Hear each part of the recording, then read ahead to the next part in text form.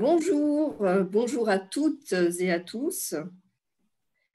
Merci pour votre présence ce matin.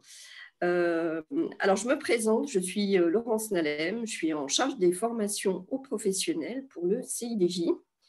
Et nous nous retrouvons ce matin dans le cadre de nos webinaires métiers pour un webinaire consacré au métier de la communication et du marketing, en présence de deux intervenants de l'école ISEG. Alors, c'est ISEG Bordeaux et ISEG Nantes, et à savoir donc Madame Carmen Brûlé et Monsieur Guillaume Deviane, que je remercie beaucoup pour leur présence ce matin.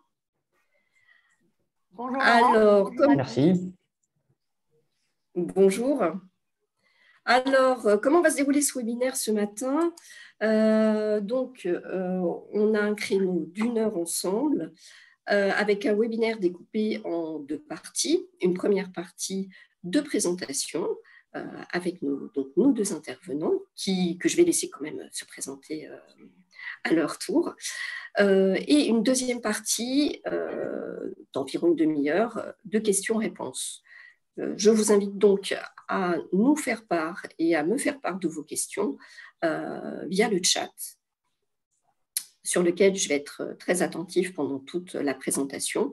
Donc, n'hésitez pas à poser vos questions au fil de la présentation, de façon à ce que je puisse les restituer pour vous aux intervenants dans la deuxième partie. Voilà. À la fin de l'intervention, je vous proposerai aussi un petit sondage de satisfaction qui est très très court, qui dure 1 minute. Donc je vous remercie de ne pas quitter la salle de façon à pouvoir répondre à ce sondage. Voilà. Alors, vous étiez beaucoup d'inscrits ce matin, près de 150. Et là, j'ai 25 participants qui sont admis, ce qui nous laisse une petite marge. Alors, je vais admettre encore quelques participants au fil de leur arrivée. On va se donner peut-être 1 minute ou 2 avant de démarrer, si vous voulez bien, Carmen et Guillaume. Bien.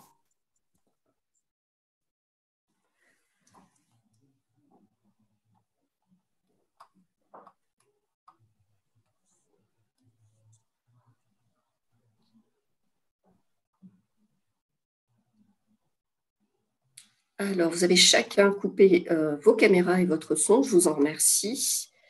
Ça nous fera gagner un peu de bande passante et de débit pour assurer le webinaire en toute sérénité. Voilà. Alors, je n'ai pas de nouveaux participants qui entrent. Je pense qu'on aura des arrivées probablement peut-être dans les minutes qui suivent. Est-ce que ça vous va si je vous propose de démarrer maintenant? Pas de souci, on les fera venir au fil de l'eau, c'est pas grave. Très bien. Alors, je vous laisse démarrer, Guillaume ou Carmen. Je ne sais pas qui prend la main en premier. Allez, honneur à toi, Carmen. Allez. Bonjour à tous. Je suis ravie d'être là avec vous aujourd'hui. Donc, je suis Carmen Brûlé-Sabanus.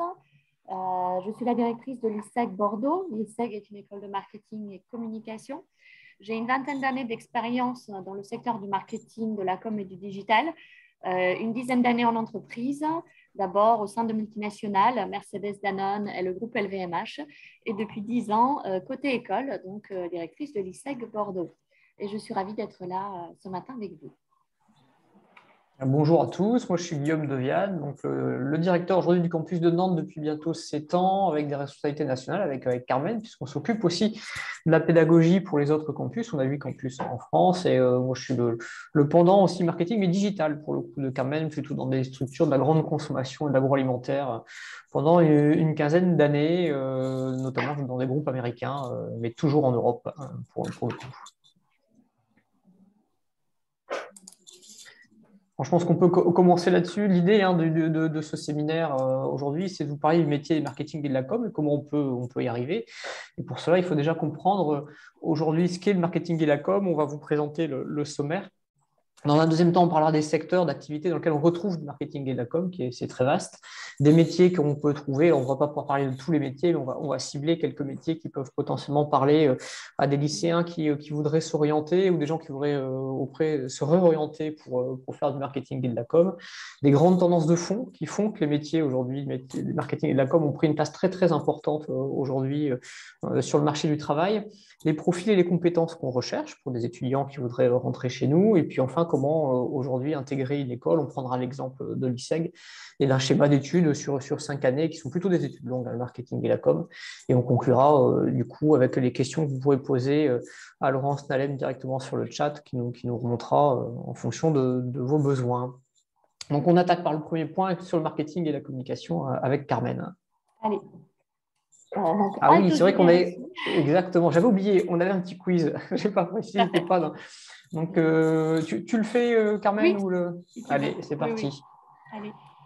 Donc la communication, un marché de l'emploi saturé. Évidemment, ça n'est pas vrai. On peut dire que les clichés, on l'a dans le dur. Hein. Cela fait 20 ans que je travaille dans ce secteur du marketing, de la com et du digital. Je vois apparaître énormément d'écoles spécialisées dans la communication, dans le marketing. Donc, on sait que quand il y a offre, ça veut dire qu'il y a aussi un marché derrière. Donc, on est au contraire sur des métiers stratégiques et qui ont réellement le vent en poupe. Et je suis tombée sur une statistique très intéressante. Pour la 3e année consécutive, LinkedIn vient de dévoiler son classement des métiers en croissance. Et 50% des postes les plus demandés en France sont liés au marketing et au numérique. Donc voilà, si ça peut en rassurer certains, tout va bien. Ensuite, à moi, la gloire et les paillettes. Bien sûr, malgré les aspects très paillettes de notre métier, c'est avant tout des métiers qui sont très précis, pointus et qui nécessitent d'avoir une vraie éthique. Donc, c'est réellement quelque chose de très important. Le marketing n'est pas là pour pousser à la consommation. Non, pardon, le marketing n'est là que pour pousser à la consommation. C'est faux, bien évidemment. Le marketing est là pour, au contraire, détecter les besoins des consommateurs en termes de produits, de services, et ensuite apporter l'innovation qui permet de répondre à ces besoins des consommateurs. C'est donc faux et archi-faux. On parle d'ailleurs pas toujours de consommateurs, c'est une erreur, on parle d'usagers. Vous ne consommez pas toujours, le marketing, ce n'est pas que du commerce. Ensuite, nous avons création et innovation, les maîtres mots de la communication. Là, c'est oui, un grand oui. Hein. Les maîtres mots de la com et du marketing. Pour innover, il faut être curieux, il faut être créatif, il faut se nourrir constamment. Donc, voilà des qualités qui sont indispensables pour réussir dans ces métiers qui sont passionnants. Dernière idée reçue, les influenceurs sont indispensables. Bon, vrai et faux, bien sûr, ça peut être utile de travailler avec des influenceurs puisque ça vous donne une grande part de visibilité. Ça favorise donc le référencement et l'image de la marque. Maintenant, il faut choisir des gens qui sont en accord avec vos valeurs et avec votre positionnement, bien évidemment.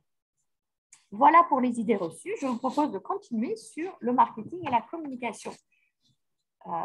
Donc, quelle est la différence? Qu'est-ce que ça veut dire? Donc, comme je l'ai dit tout à l'heure, le marketing est là. Le marketing est en amont, c'est-à-dire on étudie les besoins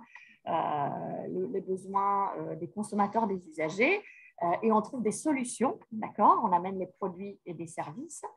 Et la communication est en aval, elle fait connaître ce que le marketing a créé. Et aussi, bien évidemment, donne de l'information au marketing pour bien décider sur quel type d'innovation il faut lancer, bien évidemment. Sur le slide suivant, on va avoir une définition rapide du marketing. C'est un domaine stratégique, hein, c'est pour ça que je disais en introduction, ce sont des métiers stratégiques au sein de l'entreprise. Ça veut dire quoi? Ça veut dire on apprend à commercialiser un produit de manière optimale. D'abord, on a la phase d'innovation, développement du produit, où on va travailler en équipe, hein, on va pouvoir le développer par la suite, puisqu'au marketing, on est vraiment un chef d'orchestre et on travaille avec, c'est une fonction transversale, hein, le marketing, on travaille avec toutes les fonctions de l'entreprise et on est ce chef d'orchestre qui fait avancer tout le monde. Donc, une fois qu'on a le produit, on va cibler les clients, quel est mon consommateur, on va fixer un prix, on va définir un canal de distribution où je vais vendre mon produit. Et tout ça, bien sûr, pour développer la marque. Et bien évidemment, mon travail est également, en tant que marketeur, d'adapter l'offre toujours à un marché et à un environnement. Si je lance un produit qui ne répond pas à un besoin, je vais faire un flop tout simplement. Voilà. Donc voilà pour le marketing. Je propose de passer maintenant à la communication. Donc la communication, l'aboutissement de la stratégie marketing de l'entreprise, c'est évidemment comment je vais mettre en avant, comment je vais valoriser un produit de la manière la meilleure qui soit. Je vais donc travailler la notoriété pour faire connaître les produits, façonner mon image. Je vais choisir les canaux de distribution. Tout ça, évidemment, on voit bien pour développer la marque, fidéliser les clients. On est donc sur… ce que je peux vous dire aujourd'hui, c'est que le marketing et la communication, ça fonctionne ensemble. L'un ne va pas sans l'autre. C'est comme on marche, il faut bien deux jambes pour marcher, pour être en équilibre. Ces deux métiers vont vraiment de pair. C'est hyper important de le comprendre. Comment on communiquait avant? C'est donc le slide d'après, Guillaume, si tu veux bien. Donc avant, dans les publicités, dans les communications, on mettait vraiment l'accent sur les bénéfices du produit, sur des caractéristiques techniques, tant de pourcents de matières grasses en plus, en moins, du sucre, etc. Aujourd'hui, on est passé de cette description du produit, j'ai envie de dire, à plus quelque chose qui se vit, qui est dans le ressenti. Donc aujourd'hui, maintenant, c'est le slide suivant, Guillaume. Voilà, maintenant, les marques cherchent à faire vivre une expérience au consommateur. C'est vraiment, on partage une tranche de vie. On n'est pas dans les caractéristiques techniques, on est dans ce que cela vous fait vivre, ce que cela vous fait ressentir. On cherche à toucher en fait votre émotion, votre capital émotionnel. Et c'est là où la marque elle gagne. C'est vraiment quand elle crée un lien de confiance. C'est le storytelling. Hein. On aime une marque parce qu'elle nous raconte une histoire. On a besoin de ces histoires-là et on a besoin de s'identifier aux valeurs des marques. Voilà en quelques mots le marketing et la communication. Avant de passer au secteur d'activité dans lequel on rencontre aujourd'hui le marketing et la com, il faut comprendre que Carmen a raison de souligner que les deux sont inséparables. Vous avez un très bon produit, donc c'est-à-dire finalement votre job marketing est fait, un produit ou un service, hein, mais si personne ne le connaît, c'est-à-dire que la com ne fonctionne pas, personne n'achètera votre produit ou consommera ou ne changera de comportement comme vous l'auriez voulu en fait au départ. À l'inverse, vous pouvez avoir une très belle campagne de publicité, on en connaît, hein, des très belles campagnes de com, mais sur un produit qui ne tient pas la route, qui ne répond pas finalement aux vrais besoins ou pas correctement, vous allez le vendre, vous allez le faire utiliser qu'une seule fois et on sait aujourd'hui la puissance d'Internet pour démonter un produit qui ne fonctionne pas. Généralement, une personne qui va l'utiliser, qui sera mécontente, on sait très bien comment ça va finir. Ils vont eux-mêmes communiquer dessus. Aujourd'hui, le consommateur est un communicant. Donc, on voit bien que les deux sont inséparables et aujourd'hui, la communication amène beaucoup d'informations au marketing pour améliorer en permanence aujourd'hui ces produits. C'est là aussi qu'on voit qu'on ne peut pas travailler tout seul. Et en effet, on retrouve aujourd'hui le marketing et la com partout. Aujourd'hui, on a 4 grands secteurs d'activité, mais qui couvrent finalement 100% des secteurs d'activité possibles, puisqu'on le retrouve classiquement chez les annonceurs privés. C'est à eux qu'on pense en premier quand on parle de marketing. C'est d'ailleurs eux qui ont inventé le marketing à l'époque de Procter & Gamble, un gros producteur de lessive américain.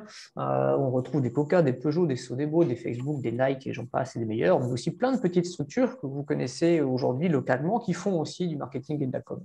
Mais ce sont des acteurs privés qui cherchent à commercialiser quelque chose. Après, vous allez retrouver dans les agences, c'est un univers qui conçoit finalement pour plusieurs clients, à la fois répondre des problématiques marketing, mais surtout des problématiques de communication. On trouve essentiellement aujourd'hui dans les agences des agences de communication, des agences publicitaires, qui d'ailleurs ont beaucoup changé de nom, parce qu'on fait moins de pubs que de com aujourd'hui, ça fait partie de la communication, c'est une infime partie de la communication. On retrouve chez les plus gros, les Publicis, les Marcel, qui font d'ailleurs partie du même groupe, et puis aussi plein de petites agences que vous trouverez autour de vous, spécialisées, certaines, dans des formats, je sais pas, du packaging par exemple, aussi des agences digitales dans lequel on a une grosse partie de nos étudiants qui partent aussi pour réaliser leur métier, non pas pour un client, mais pour des clients finalement. C'est un autre univers, c'est intéressant de faire les deux d'ailleurs pendant ces études, pour faire des choix un peu plus tard, mais vous passerez dans tous les cas des deux côtés en étant un professionnel du marketing et de la com. On retrouve aussi les institutionnels, souvent on les oublie. Vous savez très bien que vos métropoles, vos mairies, aujourd'hui, les partis politiques, les CHU, tout le monde communique autour de son mode de fonctionnement, de ses besoins, de ce qu'il réalise, de la manière dont voter pour eux, par exemple. On entre rarement dans un CHU par hasard. Il y a de l'UX design qui a été fait, on a un cheminement qui est balisé, c'est du marketing. Et on a communiqué pour que vous le mettiez en place, de la même manière qu'aujourd'hui, quand vous portez votre ceinture en voiture, ça vous paraît naturel. Vous savez que c'est légal, mais vous le faites de manière tout à fait logique, de la même manière qu'on trie. Ce sont des communications institutionnelles qui ont fait changer le comportement des gens pour le bien-être des gens et de la planète. Et tout ça, c'est du marketing et de la com aussi. Et bien sûr, on en retrouve aussi sur des associations, des ONG. Aujourd'hui, quand vous avez Greenpeace ou Maison du Monde qui communiquent, ils ont besoin de faire changer le comportement de consommateurs ou d'industriels pour Greenpeace, puisqu'ils ont tendance plutôt à cibler des industriels. Et c'est aussi du marketing et de la com. Marketing pour concevoir finalement pourquoi ils ont besoin de changer, comment ils peuvent aider même l'industrie à changer. Et surtout la communication pour faire voir au grand public les problèmes qu'il peut y avoir et espérer un boycott aujourd'hui de certaines entreprises pour les faire changer de comportement. Donc, vous voyez ces 4 grandes activités, mais qui couvrent aujourd'hui un nombre d'emplois gigantesques et très différents en fonction de ce qu'aura envie de faire potentiellement un professionnel du marketing et de la com, enfin un futur professionnel du marketing et de la com. Dans les métiers, Carmen? Oui, alors les métiers du market-com qui recrutent, j'ai démarré en vous donnant les statistiques que je viens de trouver donc, sur LinkedIn. Je vous invite à aller regarder plus en détail. Donc, c'est LinkedIn qui liste les 25 métiers les plus demandés en France. Et c'est une étude en fait qu'ils font pour la 3e année consécutive. Et c'est hyper intéressant parce que bon, voilà, ça sert complètement notre propos. Donc, 50% des postes les plus demandés en France liés au marketing et au numérique. Et vous avez aussi les 25 métiers qui sont les plus en croissance. Donc, je vous invite à aller voir ça et à comprendre du coup les métiers un peu plus. Le métier phare dans le marketing, j'ai envie de dire chef de produit. On est tous, en sortant de notre école Bac+5, on est assistant chef de produit, même si on est cadre hein, sur ces métiers-là. Avec un Bac+5, vous êtes cadre. Le métier d'entrée dans des grands groupes, en tout cas, c'est assistant chef de produit. Puis au bout de 12 mois, 18 mois, vous êtes chef de produit junior, senior, etc., etc. Plus la taille de votre entreprise est grande, plus il y a des échelons, bien évidemment. C'est normal. Donc, chef de produit, comme je vous disais, vous êtes un chef d'orchestre et vous faites avancer toute cette équipe. Je vais prendre un exemple, puisque j'aime bien être concrète. Si je travaille chez Danone sur la marque Evian, en tant que chef de produit, j'ai donc toute la marque Evian, tous les formats de bouteilles, etc. Il y a les bouteilles de fin d'année où on travaille avec des créateurs, La Croix, Jean-Paul Gaultier et j'en passe. Donc, mon travail de chef de produit, ça va être de gérer la santé de cette gamme de produits. Et le deuxième gros bloc, ça va être l'innovation. Sans innover, une marque, elle ne survit pas. Et c'est là où je vous dis, pour faire vivre ma gamme de produits, je vais tout le temps analyser les ventes, je vais regarder ma distribution, est-ce que ça marche bien, et puis je vais aider les références qui peinent à être vendues par des promotions, par de la pub, etc. Sur la partie innovation, c'est également très important, et c'est là où je travaille avec une équipe projet. Je vais avoir, donc je suis le chef d'orchestre, je vais avoir à un moment donné un ingénieur recherche et développement avec moi, je vais avoir la qualité, je vais avoir une usine, hein, parce que tout produit a une réalité de production à un moment donné. Il y a vraiment une usine, il y a une ligne de production. Et souvent, ces gens-là nous donnent des contraintes, ce qui est normal. Voilà, je sais fabriquer tel format, mais pas un autre, etc. Donc, nous, au marketing, on doit intégrer ça. Il y a également un contrôleur de gestion qui est là, qui vous amène une réalité financière. Il y a un acheteur, puisque dans votre produit, il va y avoir des ingrédients. Il y a le juridique, puisqu'on ne peut pas mettre n'importe quoi sur des étiquettes. Ça s'appelle des claims et ça doit être, voilà, c'est extrêmement encadré. Il y a aussi une équipe commerciale, puisque c'est eux qui vont aller vendre le produit, donc ils doivent être là aussi à la conception. En tout cas, ils ont un mot à dire. Donc, on est une équipe, une joyeuse équipe, et le rôle du marketeur, c'est de faire avancer tout le monde dans le timing, l'enveloppe donnée. Ensuite, chargé de marketing, ça, c'est bien sûr pour les personnes qui ont aussi une fibre chiffre, parce qu'il va y avoir aussi toute la partie études quanti, quali, Voilà, dans le marketing, il y a plusieurs métiers, comme on peut le voir. Il y en a un peu plus pour les cerveaux droits qui sont très créatifs, mais sachez qu'il y aura toujours une réalité financière, d'accord? Combien ça me coûte, combien je vais gagner. Donc ça, toujours, hein, même si on fait de la pub, même si on est créatif, on dépense de l'argent, donc il faut toujours aussi que ça rapporte à une entreprise. C'est une logique économique de toute entreprise. Donc le chargé de marketing nous aide énormément à quantifier les choses. Et quanti, études quali, catégorie manager. Voilà, donc tout un tas de métiers qui sont passionnants réellement et qui vont faire que vous allez vous réveiller le matin avec le sourire pour aller travailler. Sur les métiers de la communication, c'est des métiers qui sont peut-être plus simples. Voilà, les noms parlent d'eux-mêmes. Évidemment, directeur de la com, c'est des postes vraiment très stratégiques là aussi, puisque vous gérez, vous avez entre vos mains l'image que vous renvoyez d'une marque, d'un produit, d'un service. Responsable événementiel, pour ceux qui préfèrent la partie événementielle. Alors, ce que je n'ai pas dit très important, c'est que bien évidemment, vous pouvez travailler en entreprise chez l'annonceur ou alors en agence pour faire ces métiers-là, ou vous pouvez être à votre compte, bien évidemment, vous pouvez être entrepreneur, notamment dans l'événementiel, par exemple, très souvent, les gens, ils montent leur propre agence et ils font tout de A à Z, et à ce moment-là, bien sûr, vous avez des clients, des fournisseurs, des prestataires, etc., etc.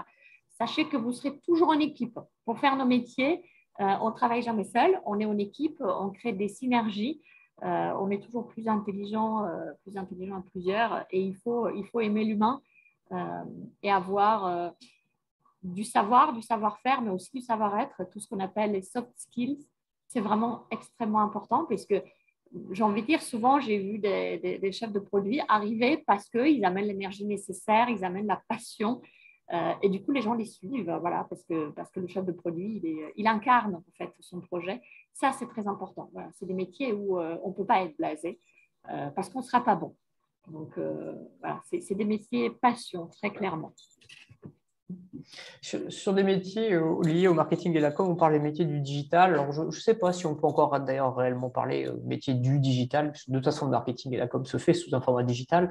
Enfin, on a quand même des métiers qui sortent du lot, qu'on va retrouver aujourd'hui en agence comme en entreprise. Ça va dépendre de la taille de la structure et aussi des choix d'ailleurs des étudiants. Mais on retrouve dans les plus classiques le community manager, la personne ou social media manager d'ailleurs, qui va aujourd'hui gérer les réseaux sociaux et tous les échanges qu'il peut y avoir avec les personnes que vous avez de l'autre côté de l'écran pour une marque, mais aussi pour du public. Hein. Vous avez la possibilité aujourd'hui de rentrer en contact facilement avec n'importe qui et n'importe quand, à n'importe quelle heure. Donc, vous êtes capable d'y répondre et de faire vivre cette communauté. Vous êtes tous les responsables de la transformation digitale. C'est très, très important aujourd'hui, puisqu'on a beaucoup d'entreprises qui ont un vrai besoin aujourd'hui de se transformer, à la fois par les outils, mais à la fois par les process aujourd'hui liés aux outils. Clairement, on est en retard en France là-dessus, hein, par rapport même à nos pays voisins. Il y a un vrai bond aujourd'hui de ces métiers-là. On le retrouve d'ailleurs dans les 25 métiers que citait Carmen aujourd'hui sur LinkedIn. La transformation digitale s'y retrouve très fortement. Donc avec des compétences outillées, mais ça veut dire qu'on va avoir besoin aussi d'étudiants à l'aise avec les outils numériques. On va parler aussi de traffic manager, qui est d'ailleurs un métier aujourd'hui qui a très fortement le vent en poupe, puisque vous savez très bien que le numérique, certes, ça se passe sur une plateforme, que vous pouvez y avoir accès quand vous voulez, puisque ça se fait à distance et c'est pas fermé la nuit, ou il n'y a pas d'horaire comme un magasin, mais vous y passez jamais par hasard. C'est-à-dire que contrairement à un magasin, vous pouvez aller passer dans la rue, passer devant 10 fois, puis la 11e fois, vous allez vous arrêter parce que vous connaissez la vitrine, parce que vous savez que la boulangerie est à tel endroit, ou le magasin de vêtements est à l'autre côté de la rue. Un site internet, on n'y arrive pas par hasard, et donc on a des gens qui vont drainer les personnes pour aller vers chez vous plutôt que chez le voisin, et le faire en bonne intelligence. Ce sont les bonnes personnes qui viennent sur votre site, parce que ça n'a pas d'intérêt aujourd'hui de perdre du temps avec des gens qui ne seraient pas votre cible. Puis bien sûr, Brand Content Manager qui va travailler directement aujourd'hui avec le marketing et la com, puisque ça va être une gestion du contenu de vos sites, de votre réseau social, du ton que vous voulez donner. On n'écrit pas de la même manière quand on est sur TikTok ou quand on est sur Facebook ou quand on est sur un blog professionnel. En fonction des clients qu'on a, c'est très important aussi. Et ça rappelle d'ailleurs qu'il faut savoir écrire quand on travaille en marketing en com. Et ça, bien sûr, sans faute d'orthographe. Heureusement, on est outillé aujourd'hui, mais enfin, ça fait partie du livre. Il faut une certaine appétence à savoir écrire en français et en anglais. C'est vrai qu'on n'a pas encore beaucoup parlé, mais on en reparlera un peu plus tard. L'anglais, aujourd'hui, une seconde langue obligatoire en market com, alors sans forcément être bilingue, mais avoir quand même un bon niveau se faire comprendre, et comprendre, c'est important. Beaucoup de choses se produisent en anglais, et puis on fait beaucoup de franglish, ce mélange de français et anglais qui est aussi une des particularités des métiers du marketcom. Et puis enfin, le Customer Relationship Manager, ça c'est très important, c'est le responsable du contentement du client, savoir qu'il faut réussir à fidéliser les clients par l'échange qu'on peut avoir avec le client une fois qu'il est devenu client. Ça peut être du SAV, mais c'est aussi potentiellement toute la démarche qui fait que le client vit une expérience. On parlait tout à l'heure avec Carmen. Désormais, la communication, c'était plutôt une expérience vécue pour la marque ou pour le produit. Ben là, on est en plein dedans. Hein. C'est une personne qui va être responsable de cette partie-là, notamment de la communication qu'on peut avoir quasiment one-to-one avec notre consommateur aujourd'hui. Alors, les grandes tendances du marché du travail, pour le coup, c'est pas, on peut les deviner hein, presque, parce que c'est une tendance de fond aujourd'hui qu'on retrouve un peu partout. Bien sûr, la digitalisation, ça a commencé très fortement au début des années 2000, mais ça s'est accéléré sur les 10 dernières années avec la possibilité d'accéder tout le temps à haut débit, en fait, à n'importe quel format. Hein. On peut avoir aujourd'hui accès à des plateformes de vidéo qui demandent beaucoup de débit via un téléphone portable, ce qu'on était bien incapable de faire il y a 10 ans. La RSE, alors quand on parle de RSE, aujourd'hui on parle souvent écologie, mais on a l'étape d'avant qui est la partie sociétale qui est très très importante. Le Covid a accéléré cette demande. On savait que c'était dans les tuyaux, c'était que ça commençait à se faire. Aujourd'hui, vous avez plus de 50% des jeunes entrants sur le marché du travail qui ne veulent pas travailler dans une entreprise, qui ne respecteraient pas ses salariés ou ses consommateurs. C'est gigantesque, c'est qu'un début. Hein. On sait très bien qu'on va finir à plus de 70% sur ces demandes-là. On commence à avoir des statistiques assez fiables là-dessus. Et puis, bien sûr, les réseaux sociaux qui sont liés aux échanges. Alors, quand on parle de réseaux sociaux, c'est très, très élargi. Hein. Ça va aujourd'hui, en effet, de Facebook potentiellement à TikTok pour les usagers les plus jeunes, mais aussi plein de réseaux parallèles qui n'étaient pas au départ des réseaux sociaux, qui en sont presque devenus, sans citer les Tinder et autres mythiques aujourd'hui, ou qui ne sont plus là juste pour faire des rencontres, mais aussi pour échanger. Donc, on a des piliers de transformation très, très forts qu'on va retrouver, qui ont un impact sur l'organisation à la fois des entreprises et les profils des candidats qu'on va rechercher. Et le besoin aujourd'hui de transversalité, d'interdisciplinarité qu'on peut retrouver.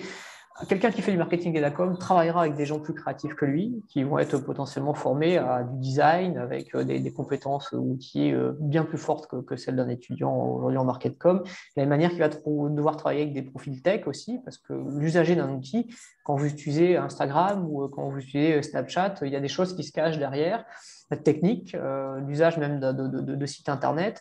Et il y a des gens qui ont des compétences bien spécifiques pour déployer ce que vous avez envie de créer.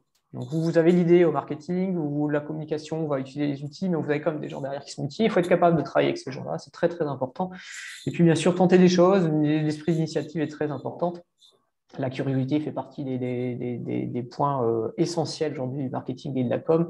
Mais bon, on ne peut pas être créatif si on n'est pas curieux. Ce n'est pas possible et c'est des attentes très très fortes aujourd'hui dans les recrues des entreprises, mais aussi des écoles, de toutes les formations market-com. On attend ces profils-là.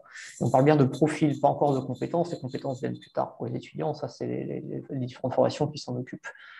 Et du coup, le marché de l'emploi, non seulement il est bon, mais il est très appuyé justement sur cette transformation digitale et tous les outils qui vont avec. On a quelques exemples de profils et d'expertise dans lesquels on va demander. Alors, ça fait un peu peur à certains quand on parle de data science ou d'experts en développement web. Bien sûr, on ne forme pas chez nous en web marketing ou on ne forme pas des techs, on forme des gens qui sont à l'aise avec les outils. Et aujourd'hui, on a plein d'outils, ce qu'on appelle low-code ou no-code. Vous connaissez peut-être WordPress ou des choses comme ça qui permettent de créer des sites facilement. Alors, facilement jusqu'à une certaine limite quand même, mais en tout cas, il y a des bases. Et comme ça, vous savez potentiellement travailler avec des gens qui ont des compétences techniques bien plus fortes. Et puis, c'est un marché qui est sous tension. Aujourd'hui, on ne forme pas assez de gens à ces compétences-là par rapport aux besoins du marché du travail. C'est très bon signe pour les gens qui veulent y rentrer. C'est plus complexe pour les entreprises qui cherchent parce qu'aujourd'hui, elles peuvent chercher longtemps dans certains métiers en tout cas. Alors, je vais passer rapidement sur ce slide. C'est un baromètre aujourd'hui qui est intéressant, qui est notamment fait pour l'INSEE. Il parle l'INSEE d'ailleurs sur justement les demandes en métier du digital. Aujourd'hui, on a quand même 70% des entreprises qui peinent à recruter des nouveaux talents sur les secteurs du digital. Alors, pour deux raisons. Il y a la raison où on manque en effet de personnes compétentes, mais aussi parce que les entreprises ne savent pas recruter ces compétences-là parce qu'elles ne les ont pas en interne. Il n'est pas rare que quelqu'un crée un poste aujourd'hui dans les TPE, PME qui n'existe pas quand ils arrivent. C'est un marketing digital, mais marketing et com tout court, où c'est plutôt le dirigeant qui fait tout. Les grosses sociétés sont équipées ou travaillent des prestataires qui savent déjà le faire, donc là, vous serez plutôt en agence. ou alors encadré dans un service qui existe déjà. L'exemple de Danone était le bon, hein, je travaillais chez Mars, et pour le coup, c'était aussi la même chose. On avait des étapes et des compétences déjà en interne où on était capable de les développer. Mais ce n'est pas toujours chez eux qu'on part travailler. Et le besoin est gigantesque, il faut le savoir. On fait ces métiers-là par passion, mais on fait ces métiers-là aussi parce qu'il y a du travail à la sortie. Ça, c'est vraiment pas un problème pour le coup. Pour les profils, c'est Carmen qui prend la main. Donc, les profils, eh bien, c'est simple, il n'y a pas de profil. On va bien sûr chercher des gens qui vont nous donner envie de les recruter, tout simplement, j'ai envie de dire. Bien sûr, il faut avoir fait des études en lien avec les métiers pour lesquels vous allez postuler, c'est logique. Pour être un bon marketeur, un bon communicant, je dirais qu'avant tout, c'est la curiosité, parce que si on est curieux, on apprend plein de choses et ensuite on est créatif. Ça, c'est vraiment, voilà, c'est des gens qui aiment toucher à tout, qui vont avoir la curiosité de dire, je vois une lumière, ah, j'ai envie d'aller voir ce que c'est. Et il faut aimer l'équipe et se dire, je ne peux pas avancer seul, c'est ensemble. C'est en tant qu'équipe vraiment qu'on va gagner et on va s'engager dans un projet. C'est hyper important. Parfois, on reçoit des candidats qui nous disent j'ai un très bon niveau scolaire, je suis à 17 sur 20, moi j'adore travailler seule, je fais mes fiches, ça me rassure, j'aime pas travailler avec les autres parce que j'ai une moins bonne note. Et je dis, je comprends, mais tu risques de souffrir un petit peu dans une école de market-com et ensuite dans ces métiers-là, apprends à t'ouvrir aux autres. C'est aussi une mise en danger, effectivement, enfin un lâcher prise en tout cas, de se dire seul je sais jusqu'où je peux aller, collectivement il faut le découvrir. Et il y a une fantastique création de synergie. On a tous un profil, on est tous meilleurs dans quelque chose et ensemble, on est excellents. Donc voilà, je vous invite à se lâcher prise et à comprendre que c'est vraiment un travail collectif qui peut s'engager pour être un bon marketeur et communicant. Au-delà de ça, ce qu'il faut se dire, c'est que c'est vraiment, il faut donner envie aux recruteurs, en fait, quand vous venez en entretien, que ce soit pour une école, demain pour un stage, une alternance ou un job, il faut que nous ayons envie. Il faut que les yeux pétillent, qu'il y ait vraiment une préparation en amont de l'entretien et qu'on se dise waouh, j'ai vraiment très envie d'avoir cet élève, cet étudiant dans mon école ou dans mon équipe. C'est très important. Aujourd'hui, Guillaume et moi, on cherche à vous transmettre la passion pour nos métiers et à vous donner envie. On vous engage à faire la même chose. Voilà, le jour où vous aurez l'opportunité et à avoir un entretien, faites ça. Donnez envie, ça se prépare, ça se travaille.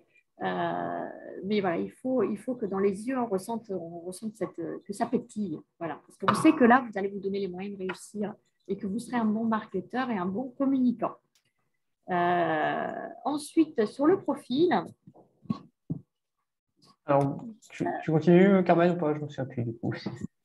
Continuer parce qu'après, tu as une grande partie sur les compétences.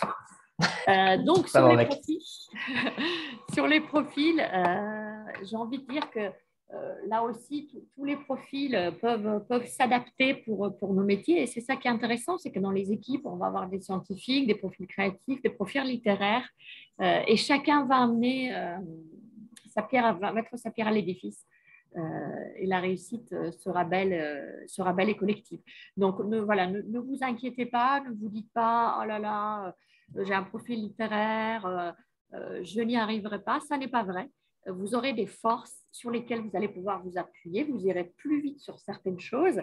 Et sur les autres, eh bien, vous allez apprendre. Mais votre camarade sera dans la même situation. Voilà, nul n'a un profil qui est complet. Ça n'existe pas, j'ai envie de dire, et tant mieux. C'est les richesses individuelles qui font une réussite collective. Donc, voilà. Les filières choisies au lycée importent peu. Hein. C'est vraiment, on parle de profil, les compétences en market-com, vous allez les acquérir plus tard. Une fois que vous commencerez vos formations, donc c'est une question d'envie. C'est des métiers de passion et c'est très très important de le savoir. C'est aussi des métiers chronophages qui prennent du temps. Donc, mais heureusement, comme c'est des métiers passionnants, c'est pas gênant finalement. Ça fait partie du jeu, c'est cyclique. On a des moments où on travaille beaucoup, d'autres moins. Mais on y va avec passion. Si on n'a pas envie ou si on est moyennement motivé, il ne faut pas y aller. C'est soit on a vraiment envie de le faire, soit pas du tout. Il n'y a pas de ventre mou, j'ai envie de dire, dans ces métiers-là. Alors, du coup, quelles compétences aujourd'hui on va attendre d'un étudiant? Alors, bien sûr, pas des compétences market-com, mais ça, c'est une étude Ipsos qu'on réalise tous les ans, qui est très, très importante. Les résultats aujourd'hui ne font que confirmer les résultats de toutes les études aujourd'hui d'employabilité qui peuvent tomber là sur fin 2022, début 2023. Toutes parlent aujourd'hui de la capacité à travailler en équipe, capacité d'intégration, capacité d'initiative, d'adaptation ou de mobilité aussi. Alors, quand on parle de mobilité, ça peut être mobilité interservice, ça peut être mobilité au sens large, hein, pouvoir bouger aujourd'hui. Toutes les entreprises, le premier critère aujourd'hui de choix d'un futur employé ou collaborateur d'une entreprise, c'est sa capacité à travailler en équipe. C'est passer devant tous les autres, c'est-à-dire c'est passer devant des compétences techniques. Et ça, c'est nouveau.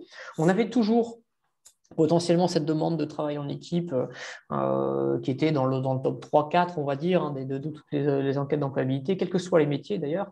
Et quand on prend des métiers même hors marketing et com, le premier choix aujourd'hui, c'est ce critère-là, travailler en équipe. Pourquoi? Parce qu'entre-temps, il y a eu le Covid, qu'entre-temps, on a commencé à travailler en distanciel, on a une partie des métiers qui vont continuer à travailler de façon ponctuelle en distanciel.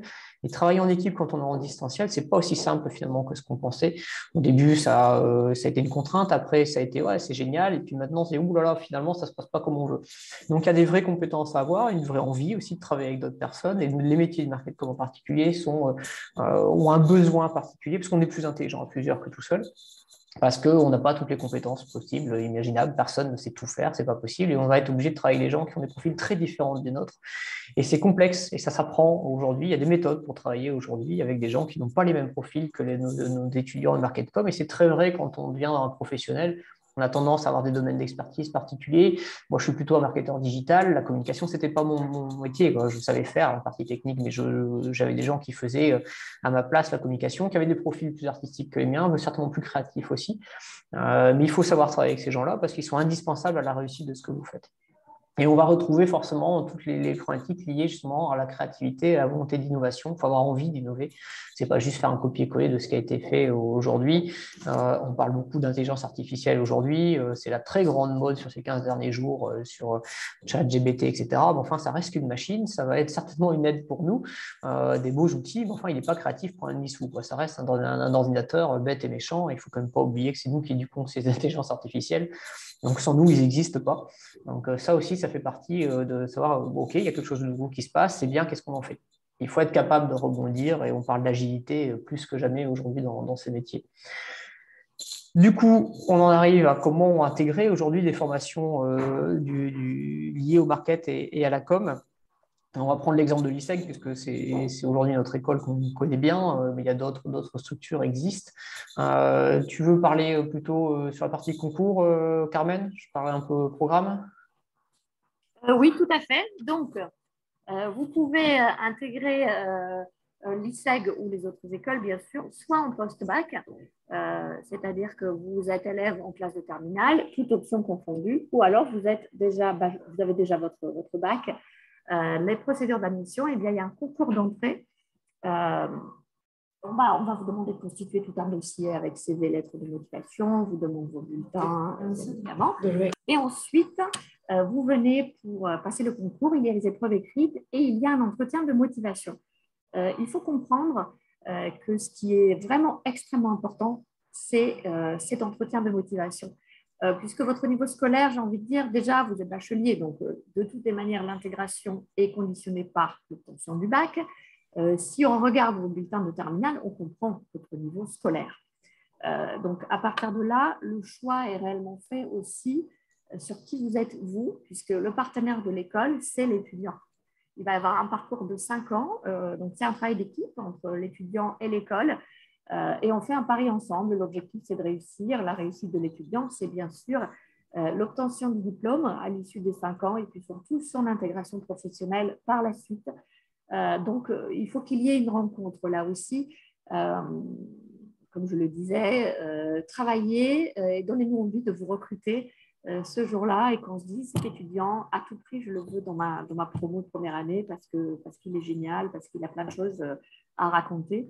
Et on le voit aussi, le supérieur doit permettre de se révéler, c'est-à-dire que parfois, il y a des élèves qui subissent un petit peu le lycée, ça dépend du profil de chacun. Le choix de l'école supérieure doit permettre vraiment de s'épanouir pleinement parce que c'est un choix que vous aurez fait et que vous êtes normalement orienté vers un secteur d'activité où à la base, vous avez des facilités et donc avec du travail, vous serez excellent. Ça nécessite vraiment voilà, d'avoir un vrai travail d'orientation qui est fait en amont au sein des établissements, avec les conseillers d'orientation, avec les coachs. C'est vraiment important.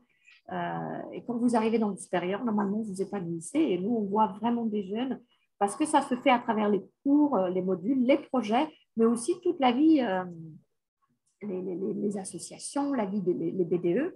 Une école, c'est ce qu'on apprend, mais c'est aussi une tranche de vie très, très importante. Évidemment, il y a des concours écrits, comme je le disais tout à l'heure. Chez nous, en tout cas, ça va être un QCM d'actualité culturelle et sociale. Pour obtenir votre bac, on vous demande de vous tenir au courant de l'actualité. C'est la même chose ici.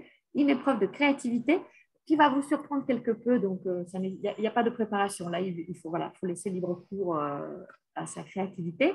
Un sujet d'expression écrite. Nous allons regarder ici, bien évidemment, comment vous déroulez des arguments. Et puis, bien sûr, l'orthographe, point très important. Une épreuve d'anglais et ensuite l'entretien individuel. Voilà, comme je le disais tout à l'heure, très important. Sur les admissions, ce qu'on appelle les admissions parallèles, c'est les élèves qui viennent nous voir ayant déjà un diplôme. Donc, il est possible d'intégrer l'école en bac +1, +2, +3, +4, bien évidemment. La seule chose, ce qui change par rapport à une intégration post-bac, c'est qu'il y a bien sûr beaucoup moins de place pour les élèves, les étudiants qui arrivent en admission parallèle. Là aussi, vous avez un concours d'entrée, vous constituez un dossier en amont, vous candidatez, vous constituez un dossier. Il y a un concours d'entrée et un entretien de motivation qui est encore plus professionnel, puisque là, on a affaire à des gens qui parfois ont déjà un bac +2, un bac +3. On considère qu'ils ont déjà fait des stages, donc ou des jobs étudiants, ils ont déjà une expérience professionnelle. Donc, les épreuves du concours, ça va être une étude de cas marketing com, un sujet d'expression écrite avec des épreuves en anglais pour l'intégration du MBA international, un sujet de business English sous forme de QCM, et ensuite toujours cet entretien individuel qui est clé pour l'intégration au sein des écoles. C'est important de savoir aussi, hein, on peut venir de plusieurs filières en admission parallèle. Bien sûr, on va attendre que vous ayez un niveau market.com important si vous arrivez en 3e ou 4e année, ou en tout cas à peu près similaire aux étudiants qui auraient pu commencer dès le départ, en fait, de faire au moins un premier cycle en market et en com. Mais il y a toujours la possibilité de rattraper sous des formats différents. Si vous avez envie de changer, en fait, hein, tout bêtement, de vous réorienter, c'est toujours possible. Et en fonction des formations, vous aurez la possibilité de vous remettre à niveau sous un format un peu différent des autres étudiants pour rattraper après potentiellement les mêmes cursus que les autres étudiants. Ça va dépendre des filières que vous avez envie de suivre et potentiellement des types de formations que vous avez envie de suivre. C'est important de vous rapprocher, hein, d'aller vous renseigner très fortement là-dessus si vous avez envie de changer potentiellement d'orientation. Mais c'est quand même possible. Alors, un exemple de schéma d'études en 5 ans, alors je vais, c'est un peu, c'est une belle structure, mais enfin, faut-il encore la comprendre. Ce qu'il faut comprendre, c'est que généralement, on a un premier cycle, c'est sous des formats de 3 ans, vous allez retrouver ça à peu près partout, qui est un cycle vraiment fondamental. C'est-à-dire, vous allez faire du marketing et de la com, vous allez savoir à la fois avoir les fondamentaux, réussir à les consolider et puis réussir à approfondir pour être capable de répondre à un brief complet d'une entreprise. C'est le format, clairement, aujourd'hui qu'a choisi l'ISEC, c'est de former des gens capables de faire après en entreprise et pas de devoir apprendre après en entreprise. Pour ça, vous avez passé beaucoup de temps en entreprise, quelles que soient les formations d'ailleurs. Vous avez passé un maximum de temps aujourd'hui sous un format stage ou alternance, voire un mix des deux en fonction des formats que vous allez choisir. Mais il faut être dans l'opérationnel. Les entreprises aujourd'hui attendent des gens opérationnels. Donc, on forme des gens opérationnels. Vous devez choisir une formation qui va vous rendre opérationnel. C'est très important aujourd'hui en marketing et en com. Après, en fonction des désirata de chacun, vous pourrez faire des formations qui sont potentiellement plus internationales, potentiellement plus créatives, potentiellement plus digitales. Dès les premières années, vous allez donner une coloration en fait, à votre formation, mais restez dans l'idée que c'est intéressant d'avoir des compétences multiples. C'est important de faire ce choix-là au départ plutôt que d'aller sur une filière qui est aujourd'hui très segmentée, qui va peut-être vous attirer parce que il y a l'intitulé qui va bien, on sait que ça existe. Le risque, c'est de vous freiner aujourd'hui sur un marché qui peut très bien changer. On sait que c'est un marché qui bouge beaucoup, le market et la com. On l'a vu avec le Covid, on a des marchés qui ont quasiment disparu pendant 2 ans et qui se sont réactivés après, bien heureusement pour eux. Mais enfin, il y a une évolution, donc vous devez être capable d'évoluer. Un professionnel du market et de la com qui rentre aujourd'hui sur le marché du travail, on considère qu'il va faire entre 20 et 25 jobs différents dans sa vie. Alors, ça veut dire que sur une quarantaine d'années de travail, ça fait quand même beaucoup de changements. Peut-être dans la même entreprise, peut-être en changeant d'entreprise, mais il faut avoir cette capacité à travailler dans plusieurs métiers différents et ça, c'est indispensable aujourd'hui. Après, sur le second cycle, généralement, on choisit un domaine d'expertise parce qu'on a déjà ses compétences market-com. Et là, ça va être, c'est une autre histoire puisqu'on va essayer de se spécialiser en fait sur des domaines bien précis, alors plutôt digital, plutôt com, plutôt marketing, plutôt international. On vole beaucoup la RSE actuellement, qui est une vraie lame de fond, et tant mieux parce qu'on là pour le coup, on ne forme vraiment pas assez les gens là-dessus. Les entreprises vont être obligées de s'y mettre. Ça a pu être un choix, ce sera une obligation. Et puis, en fonction des parcours, vous allez choisir en fonction de ce que vous avez envie de faire, et ça sera vos premiers jobs seront dans ces domaines d'expertise, ce qui ne va pas vous empêcher de changer derrière, puisque vous aurez suivi une formation aujourd'hui suffisamment large pour être capable de rebondir derrière. C'est vraiment indispensable de comprendre ça, passer du temps en entreprise avec des professionnels, pouvoir échanger avec eux, faire des choix, mais en sachant que vous changerez dans tous les cas plusieurs fois de métier, toujours en marketing et en com, peut-être dans des structures très différentes aussi, une fois dans une grosse entreprise, une fois en agence, une fois dans une petite, c'est tout à fait aujourd'hui, c'est la norme. Ça l'était déjà, ça s'est encore accéléré pour le coup. On a beaucoup d'exemples aujourd'hui de jeunes professionnels qui sont sortis il y a 5-6 ans, qui ont déjà changé 2 ou 3 fois aujourd'hui de métier dans une même entreprise ou pas. C'est normal, il faut être formé et être prêt à confronter ces problématiques-là. Pour conclure, comment tu veux conclure, Karen? On donne les tips qui vont bien. Moi, je serais assez pour dire que quand on fait un choix market com, on l'a fait tous les deux, Carmen et moi. On parle de métier passion, c'est le métier où on ne s'ennuie jamais. Les formations, généralement, on ne s'y ennuie pas non plus.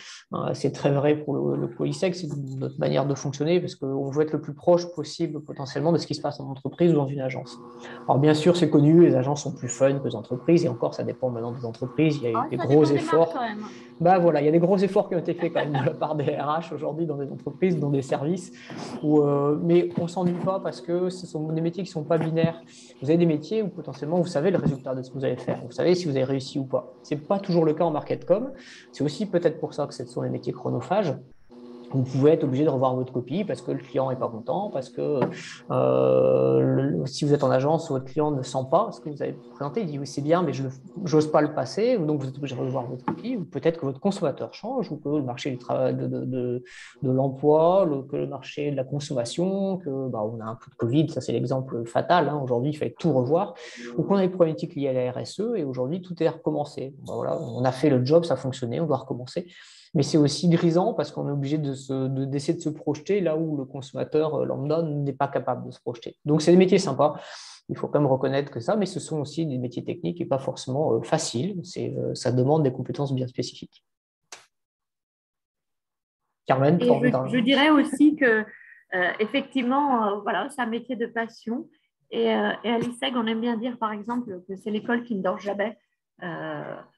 Eh bien, c'est vraiment, c'est vrai. Et c'est comme ça aussi que vous ferez votre métier un jour si vous faites du marketing et de la com. Voilà. C'est des métiers où vous allez vous réveiller le matin et vous serez très content d'aller travailler. Et ça, c'est vraiment très important. C'est indispensable, certainement plus encore aujourd'hui que ça ne l'a été. Exactement. Alors, du coup, on est ouvert à toutes les questions. Je ne sais pas, Laurence, si vous avez des questions dans le chat en cours de route. Merci. Oui, alors j'ai été effectivement très attentive au chat pendant toute votre présentation. Merci beaucoup, merci à vous deux pour toutes ces informations. Et voilà, et pour le dynamisme de cette présentation qui, je le crois, a beaucoup plu et a suscité un certain nombre de questions. Alors, dans les questions, on va dire, je dirais pragmatiques d'intégration d'une école comme l'ISEG, j'ai un jeune homme de 26 ans, dont je vais essayer de retrouver le prénom. Shuns, ce n'est pas un prénom, c'est peut-être plutôt un pseudo. qui pose la question de savoir s'il peut rejoindre une licence en communication marketing après un bac+2 en informatique. Alors, il y a plusieurs types de licences informatiques. Déjà, il va falloir voir ce qu'il a appris et le programme de la licence en question. Alors, j'ai envie de dire, rien n'est impossible. Ça va dépendre des étudiants, de ce qu'il va donner comme compétences. Le concours sert aussi à savoir si l'étudiant est capable de rejoindre directement une troisième année ou si on va lui demander de reculer peut-être aussi un peu, faire peut-être une deuxième année parce qu'il va lui manquer trop de morceaux, que ça va être trop compliqué à rattacher. C'est vraiment le concours qui va décider ça et une grande partie du contenu du concours reste l'entretien et c'est là où on va voir aussi les compétences qu'il peut y avoir à acquérir. Je connais des licences en informatique où il y a un peu de market. Voilà, généralement, on a peu de com. Mais ça existe aussi. Ça va dépendre de ce qu'il a pu voir dans son programme. Mais il faut à la fois se rapprocher des formations que l'étudiant a envie de viser et à la fois s'entretenir avec ces formations-là pour savoir quelles sont les modalités et les possibilités de le faire. Après, c'est tout à fait possible qu'on lui demande de reculer au moins d'un an. Ça va dépendre à la fois du candidat et à la fois de ce qu'il a pu faire jusqu'à maintenant. Mais ce n'est pas impossible. Il ne faut pas se mettre de frein là-dessus. Merci. Laurence, merci. Alors du coup, en question complémentaire, donc cette personne se posait la question de savoir si il était possible de réaliser ses études s'il est admis en alternance. Ça, c'est une question qui est revenue. Ça va aussi dépendre des formations. Nous, on a fait le choix de commencer l'alternance sous format d'apprentissage essentiellement, un peu de contrat pro aussi, mais enfin, format alternance, c'est-à-dire à la fois l'entreprise et à l'école, mais pris en charge par les OPCO. Hein, c'est ça qu'aujourd'hui, on cherche à travers l'alternance. On l'a fait que sur le second cycle, c'est-à-dire quatrième et cinquième année. Il y a une bonne raison à ça, c'est que on disait dans le premier cycle, on apprend, il y a beaucoup de choses sur les deux premières années qui sont des fondamentaux. Troisième année, on commence à répondre à des choses. C'est vraiment à partir de la quatrième année qu'on peut aider l'entreprise en tant qu'alternant. Il ne faut pas oublier qu'une entreprise qui choisit un alternant, même si ce n'est pas l'objectif final, on sait que ça se passe comme ça, c'est quand même un salariat, c'est une personne qui va être salariée, intégrée dans l'équipe, ça va faire aujourd'hui une super expérience professionnelle, mais on attend avec des compétences déjà bien ancrées. Donc quelqu'un qui n'a pas d'expérience aujourd'hui du tout en market-com, qui voudrait partir sur un format d'alternant, le gros risque très important, on le voit, c'est qu'il ne trouve pas d'alternance puisqu'on cherche quelqu'un qui a déjà des compétences. Donc là, pour le coup, ça risque d'être compliqué. En stage, pas de souci. Ça sera plus simple parce qu'au départ, il y aura de la découverte et puis après, plus opérationnel quand il aura acquis les compétences nécessaires. Laurence? Alors, une question justement. Oui. Pardon, j'ai vu passer tout à l'heure, parce qu'on est sur les métiers, j'ai vu passer une question qui me semblait importante, je ne sais pas qui l'a posée, c'était sur les diplômes et sur le RNCP. Ça, je pense que c'est important de rassurer les gens. Donc, oui, parce qu'on a dit, donc nous, à l'ISEG, on délivre 2 diplômes. Il y a bien sûr le Bac+3, le bachelor, donc qui est un titre certifié, donc RNCP niveau 6, et il y a le Bac+5, qui est un titre RNCP, là aussi, niveau 7, certifié par l'État. Donc voilà, ça me semblait important de répondre à la personne qui a posé la question. Oui, c'est vrai. Voilà, et en suivant, il y avait aussi quand est-ce qu'on peut passer les concours. Oui. J'avais vu passer la question, effectivement. Écoutez, c'est maintenant que ça se passe, c'est-à-dire que pour les élèves, pour les bacheliers, ça a démarré très tôt, c'est-à-dire dès le mois d'octobre, parce qu'on voit que l'orientation se travaille beaucoup en première. Enfin, ça commence même avant. En première, les jeunes sont assez clairs sur les écoles où ils souhaitent passer les concours. Et donc, dès le mois d'octobre, en terminale, ils commencent à passer les concours. Donc, pour les terminales, c'est clairement maintenant, parce que sur certaines écoles, on arrive en fin de recrutement sur les élèves de terminale. Et en ce qui concerne les élèves qui arrivent en admission parallèle, on va dire que ça démarre fortement maintenant et c'est sur les 2-3 mois à venir. Mais en tout cas, faites le nécessaire maintenant. Soyez acteurs de votre orientation. Voilà, je dis souvent aux élèves, allez voir 2-3 écoles, c'est important pour que vous ayez le choix. Pour avoir le choix, en effet. Si vous voulez avoir le choix, prenez tout. Pardon. Alors du coup, Carmen ou Guillaume, nous avons Mia qui nous pose la question de savoir pourquoi vous n'êtes pas sur Parcoursup. C'est une bonne question. Je ne vais pas vous dire qu'on a envie ou qu'on n'a pas envie d'y être, parce que c'est un peu vrai. Aujourd'hui, on a fait un choix bien spécifique. D'abord, les titres RNCP ont une vraie valeur spécifique et dédiée aux compétences. Aujourd'hui, c'est France Compétences qui délivre ces titres-là. Donc, c'est l'État, directement le ministère du Travail. On parle bien de compétences. On est très, très, très attaché aux compétences professionnelles dans nos métiers. Et donc, c'est un format aujourd'hui de diplôme qui sied vraiment pour le coup à ce qu'on fait aujourd'hui. On change entre 5 et 20% de nos contenus de programme tous les ans. Je ne sais pas si les gens ne se rendent pas forcément compte, mais c'est gigantesque. Mais c'est parce qu'on s'adapte aujourd'hui au marché du travail. Donc, on a besoin de ce typologie de titres-là. Mais de la même manière qu'on a besoin de ces titres-là, on a aussi besoin de choisir nos profils d'étudiants. On ne veut pas que ce soit une machine qui le fasse à notre place, alors que nous, on programme. Donc, c'est un peu vache ce que je suis en train de dire, mais c'est souvent le cordonnier le plus mal chaussé, mais on veut avoir rencontré les gens, passer du temps avec eux, passer une journée de concours, c'est indispensable. Donc, c'est aussi un choix. C'est-à-dire on préfère rencontrer les gens en direct et avoir nos propres critères de choix pour finaliser ça avec nos étudiants. C'est pas faire un cadeau à un étudiant aujourd'hui de le mettre dans une formation sur laquelle il n'aurait pas le profil. Donc, on juge deux choses. C'est vrai qu'on l'a peut-être pas dit avec Carmen tout à l'heure, mais quand on rencontre un étudiant sur un concours, on va juger deux choses. La première, c'est ce qu'il est fait pour le marketing et la com. On n'a pas de scrupule à le dire. Un étudiant, il dit non, ce n'est pas une bonne idée, tu n'as pas le profil, ça ne va pas aller. Ça lui fera gagner du temps. Et la deuxième, c'est ce qu'il est fait pour l'ISEG, ce qui n'est pas toujours le cas non plus. On n'a que des professionnels comme professeurs. Ce n'est pas, c'est pas leur métier, le professeur au départ. Ce sont d'abord des professionnels du marketing et de la com qui nous donnent des cours. Et ça change quand même beaucoup de choses. Tout le monde n'est pas apte à travailler avec des gens qui ont une attente de professionnalisation très forte comme celle-là. Donc, c'est un choix en très grande partie. Merci Guillaume. Alors, dans le registre et dans le domaine des compétences, j'ai Stéphanie qui nous demandait, qui nous posait une question en fait sur les compétences en montage vidéo. Et elle voulait avoir confirmation, savoir si vous aviez observé aussi cette tendance qu'elle a remarquée dans les offres d'emploi, de la montée de cette demande sur des compétences de montage vidéo. Et est-ce que cette compétence est bien intégrée dans vos programmes?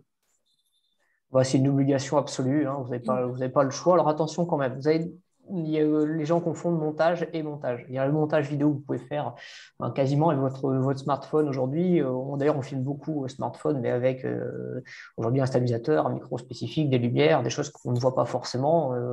Quand on voit la vidéo, on la trouve ultra qualitative. On dit ah, c'est génial, mais enfin, il y a quand même des outils derrière bien spécifiques que nos étudiants apprennent à utiliser. Mais là, nos étudiants en market-com vont faire de la production vidéo, pas pour faire une publicité en 4x3 ou sur un cinéma.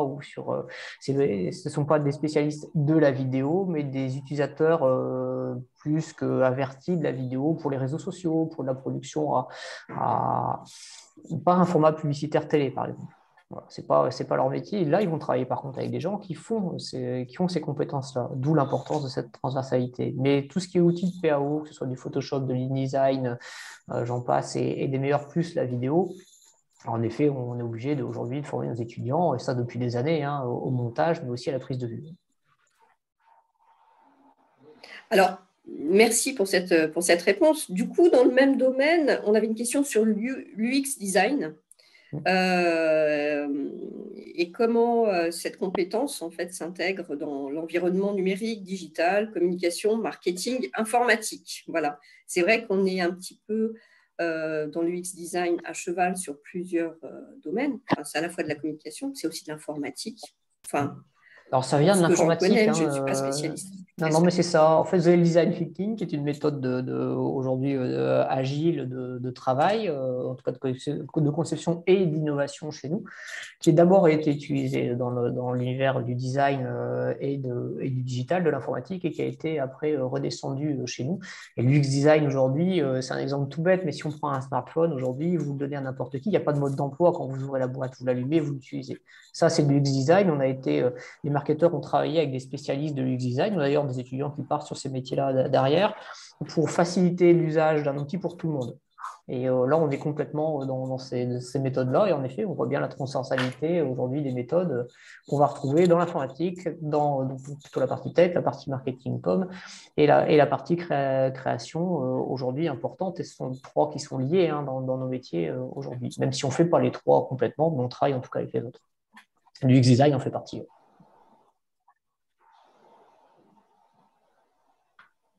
Merci pour cette réponse. Alors, il y avait une question sur les modalités pédagogiques et donc la question a été posée de savoir si vous aviez une école digitale, une digital academy, c'est-à-dire si finalement cursus, vous offriez la possibilité plutôt de suivre ce cursus entièrement à distance. Oui, alors c'est deux choses différentes. Ah On oui. a un format digital, c'est-à-dire qu'on a une majeure pour les gens qui auront envie d'aller plus loin dans le digital. On peut choisir dès le premier cycle un format très digitalisé qui va aller de la compétence, de la connaissance historique jusqu'à l'usage des outils digitaux. Et puis après, choisir une expertise dans le digital très forte derrière. Donc finalement, quelqu'un qui aura un cursus de 5 ans dans le digital, il va sortir de là bétonné sur toutes les compétences digitales liées au market-com. Par contre, on n'a pas de format en distanciel. Aujourd'hui, le distanciel, on l'a beaucoup utilisé pendant le Covid, mais c'est pas, on ne fait pas de format 100% distanciel à l'ICEG. Ok, très bien. Laurence, j'ai vu une question Alors, pareil qui me oui, semblait importante sur la durée des études. Quelqu'un disait, est-ce qu'on peut s'arrêter à un bac plus 3 oui, ou faut-il continuer c'est au bac? vrai. Oui, je l'ai vu aussi, vous avez raison. Oui. Ou Voilà. est-ce qu'il faut aller jusqu'au master? Et C'était une question de Cécilia. voilà. Et c'est aussi une question, bien sûr, qui est posée souvent, notamment par les parents aussi. Quand on fait un bac plus 3, bien sûr que tout est possible aujourd'hui, hein, c'est une question de choix et d'ambition, j'ai envie de dire professionnelle. Quand on fait un bac plus 3, on aura un bachelor, qui est un diplôme, bien évidemment, mais on n'est pas cadre. Aujourd'hui, en entreprise, on est cadre avec un bac plus 5. Vous serez donc sous l'autorité de quelqu'un qui aura fait un bac plus 5. Au bac plus 5, vous êtes cadre, vous avez une diversité de missions qui est plus large, et aussi, bien évidemment, au niveau de la rémunération, vous êtes sur quelque chose de plus intéressant. Avec un bac plus 3, en fait, vous fermez des portes pour plus tard. Vous ne pourrez pas être à un moment donné responsable marketing, directeur marketing, etc., parce que c'est des métiers bac plus 5, forcément. Donc, c'est là où il faut réfléchir sur quelles sont mes capacités et mes ambitions pour plus tard, professionnellement. Et puis après, voilà, en termes de responsabilité, management, comment je me vois évoluer à court, moyen et long terme. Il faut savoir que suite au métier de marketing et com, c'est des métiers, c'est des postes stratégiques dans les entreprises et les très bons, évidemment, et ceux qui s'accrochent, qui vont travailler dur, c'est les métiers qui amènent après sur des postes de DGA, directeur général adjoint, et de directeur général, de direction générale. En tout cas, chez Danone, je le voyais très souvent, c'est le directeur marketing qui progressait et qui devenait directeur général. Voilà. Donc, c'est des métiers, vous voyez, qui sont séduisants, qui ont une belle image au sein des entreprises et qui permettent aussi de progresser au plus haut niveau pour les plus motivés et travailleurs. Alors, merci Carmen. Alors, on parlait des métiers et du coup, je rebondis parce qu'il y avait une question sur les salaires. Est-ce que vous pourriez nous donner une idée ou du moins des fourchettes de salaire, peut-être qui vont forcément être différents en fonction des diplômes aussi obtenus et de leur niveau? Des diplômes, du domaine d'activité, du métier, ça peut aller. Alors, il n'y a pas de limite salariale. Je connais des directeurs marketing qui gagnent extrêmement bien leur vie, souvent dans les métiers de la grande conso, souvent dans les grandes entreprises, avec des responsabilités importantes, beaucoup de salariés en dessous d'eux dans leurs équipes. Et de la manière que quand on commence, on a des métiers qui rémunèrent plus que d'autres. Plus vous êtes technique, plus aujourd'hui votre rémunération, enfin vos compétences ont de la valeur. Forcément, aujourd'hui, le digital, hein, on a des salaires à la sortie de l'école qui sont plus importants. Pareil, si vous avez choisi de faire votre cursus en alternance, aujourd'hui, vous avez 15 à 20% de différence de rémunération entre quelqu'un qui a fait un cursus en alternance, qui est tout à fait junior. Il aura passé 2 ans d'entreprise, une espèce de junior plus, mais ça peut aller de 26 à plus de 40 en fonction des gens qui sortent des écoles. La vraie problématique sur les rémunérations, ça reste du déclaratif. Il faut aussi savoir que quand vous faites vos études auprès de vos anciens sur la rémunération à la sortie, tout le monde ne déclare pas du net ou du brut, tout le monde, certains rentrent leur rémunération variable ou pas.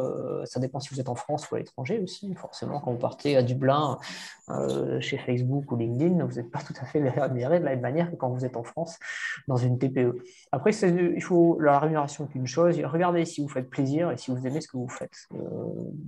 Alors c'est facile à dire maintenant que j'ai un peu plus de 40 ans et que j'ai une partie de ma carrière aussi faite, mais forcément, je pense qu'on regarde aussi ça quand on sort d'une école. Il faut d'abord choisir ce qu'on a envie de faire avant de regarder purement et simplement la rémunération. Mais on trouve du travail facilement, donc pour moi, c'est déjà le principal, j'ai envie de dire. Et je rajouterais aussi, Guillaume, qu'il faut se donner les moyens de réussir. C'est-à-dire que sur un premier job, puisque souvent on s'adresse à des jeunes là, des diplômés plus tard, sur un premier job, il faut aussi se dire je vais bouger à l'international, je vais aller dans les grandes villes. Il ne faut pas vous dire que vous allez construire un CV en restant dans la ville où vous êtes né et chercher une entreprise en bas de chez vous pour y aller à pied ou en skate, d'accord? Donc, il faut se dire, je me lance, je vais aussi là où il y a des moyens en marketing, en communication. Souvent, les diplômés se retrouvent à Paris, dans les belles entreprises. Ça permet de se faire un CV aussi. Donc, il faut se booster sur un premier poste. Il faut aller chercher des belles agences, des belles entreprises. Ça vous permet de vous revendre après dans une autre entreprise, de regagner les régions quelques années plus tard et puis aussi, bien sûr, partir à l'international, que ce soit dans votre cursus à l'école ou dans les stages ou après, prenez un job. Enfin, c'est vraiment, vraiment très important parce que vous investissez en fait pour votre avenir. Vous aurez un job plus intéressant et vous gagnerez mieux votre vie. Mais c'est aussi de l'investissement personnel. Et il faut se bousculer un petit peu, comme toujours. C'est très dépendant de ce que vous avez envie de faire. Si en effet vous voulez rester en bas de chez vous, il n'y a pas de souci. Bon, on ne peut pas toujours tout avoir. Bon, après, Paris n'est pas une obligation, j'ai réussi à l'éviter tout en étant dans des grands groupes. C'est plus complexe, mais j'ai quand même réussi. Alors, comme on parle un peu de géographie, il y avait une question de savoir s'il y avait une école dans le nord de la France. Tout à fait. On a un campus à Lille aussi. Oui. On est dans le. Alors, c'est pas le Vieux-Lille, on est. Bajardin, c'est à côté du. J'ai oublié le nom de la Citadelle. Voilà, c'est un grand parc au bout de la rue nationale. On peut peut-être citer les campus de l'ISEG, si Oui, c'est une vrai, question qui peut arriver. Donc, Paris, Bordeaux, Lille, Lyon, Nantes, Strasbourg, Toulouse et Nice. Nice pour le premier cycle pour l'instant, c'est une ouverture qui a eu lieu cette année. C'est tout neuf. Un maillage national. Tout à fait. Alors, avec la possibilité de passer d'un campus à l'autre, c'est-à-dire que quelqu'un qui commencerait son premier cycle aujourd'hui à Paris et trouve une alternance ou a juste envie de bouger de la ville peut très bien changer de campus en fait sur l'année suivante. C'est pas impossible. Les programmes sont les mêmes, ne sont juste pas donnés par. C'est chouette ça. Effectivement, ça peut intéresser un certain nombre de jeunes de pouvoir. C'est très intéressant, en particulier entre troisième et quatrième année, puisqu'on a des étudiants qui rentrent en alternance en quatrième année, et comme ça, ils ne se mettent pas de contraintes en fait, d'entreprise. S'ils ciblent un domaine d'activité bien particulier, mais que ce n'est pas dans la ville dans laquelle ils sont tout à fait capables de changer de campus en fonction de là où ils vont trouver leur alternance. Ok. Alors, il y avait une question complémentaire sur les compétences en graphisme. On en a peut-être parlé rapidement. La place, finalement, des compétences en graphisme dans les cursus de com, là, pour le coup. Alors, on va avoir la même réponse que pour la vidéo, c'est-à-dire qu'on va faire des gens qui sont capables aujourd'hui d'utiliser du Photoshop, du design, la suite Adobe. Alors, on parle toujours de Canva, moi ça me fait dresser les poils, ça c'est vraiment un truc. Bon, les étudiants aujourd'hui au lycée utilisent Canva, mais vous n'allez pas faire du print avec Canva. Mais ça fait partie des logiciels aussi qu'il faut quand même savoir maîtriser malgré tout. Alors, compétences graphiques, oui, parce qu'on va de toute façon produire aujourd'hui des choses avec. Et de toute façon, il faut savoir ce qui se cache derrière, le temps passé, pour pouvoir bien acheter aussi des compétences qui sont plus marquées. Après, on n'est pas une école de design, c'est-à-dire que si des écoles purement créatives, on en a dans le groupe Nice à qui aujourd'hui on appartient, on a IARTSUP avec qui on travaille d'ailleurs sur la partie aujourd'hui création de note majeure sur le premier cycle, de la même manière qu'on travaille avec Epitech, l'école aussi de développement informatique, avec qui on travaille directement pour la partie digitale. Mais eux sont des spécialistes. Nous sommes aujourd'hui des multi-compétences, multitâches. Donc, il y a des choses qu'on saura faire parce qu'on n'a pas besoin d'affaire un spécialiste. Après, il y a des choses plus pointues, c'est leur métier. C'est aussi, ça me fait penser, je pense qu'il est utile de préciser quelque chose. Nous, en tout cas, pour essayer de comprendre, l'ISEG fait partie de IONIS, qui est le premier groupe d'enseignement privé indépendant en France, et on a une quarantaine d'écoles. Ça nous permet à nous régulièrement de travailler avec 2 écoles partenaires, donc des écoles du même groupe, avec IARTSUP, c'est justement une école de création numérique, et Epitech, c'est notre école notre école d'ingénieurs, de programmation, pardon. Et en fait, régulièrement, on fait travailler nos étudiants, on constitue des équipes mixtes entre ISEG, Epitech et IARTSUP, et on répond au brief d'un annonceur. En ce moment, nos étudiants travaillent justement lors d'un projet qui s'appelle la Project Week. On travaille pour JC-Deco avec des équipes mixtes. Et ça permet à nos étudiants aussi de s'imprégner des savoir-faire des autres et d'apprendre tout en étant dans un cursus marketing-com, ils vont se frotter aux ingénieurs, à la programmation et à la création avec les camarades des 2 autres écoles. Donc, c'est hyper intéressant. Ils travaillent en mode projet, tout comme ils le feront demain en entreprise. On en revient à la transversalité des métiers. Il faut être au courant Tout à qu'on fait. va travailler avec ces gens-là. Et d'ailleurs, je rebondis parce qu'on a un webinaire métier le 4 avril prochain avec iArtSup, justement, Très bien. consacré au métier de la Ils en création. parleront encore mieux que nous. Ouais, ça tombe bien. Ok. Alors, du coup, moi, dans ma besace, il me restait peut-être 1 ou 2 questions par rapport aux possibilités d'intégration parallèle. Est-ce qu'un titulaire d'un BTS NDRC a des chances d'intégrer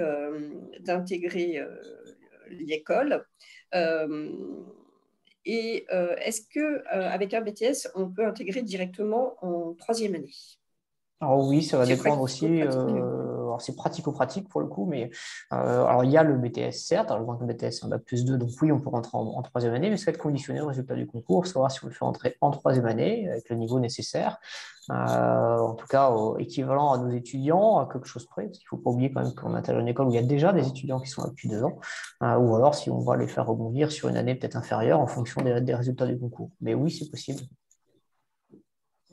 D'accord. Donc, du coup, on retient que finalement, la filière d'origine n'est pas discriminante, parce que j'avais aussi une question de quelqu'un qui était issu d'un BTS en mesure physique et qui s'intéressait au métier de la com. Tout est finalement repose sur le concours et les motivations. Alors ça risque d'être plus compliqué quand même. D'accord. Mais j'ai eu de la subbiotech.